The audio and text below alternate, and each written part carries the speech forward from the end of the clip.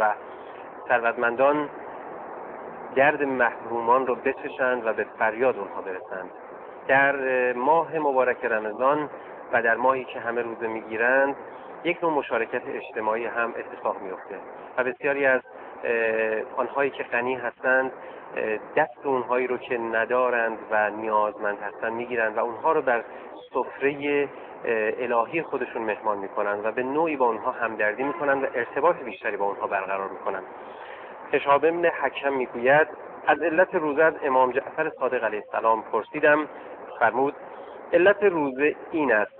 که فقیر و ثروتمند در آن برابر باشند، زیرا توانگر رنج گرسنگی را نمیداند. لذا خداوند خواست با روزه گرفتن میان آفریدگان برابری به وجود آورد و رنج گرسنگی و سختی را بر توانگر بچشاند تا او بر ناتوان دل بسوزاند و به گرسنه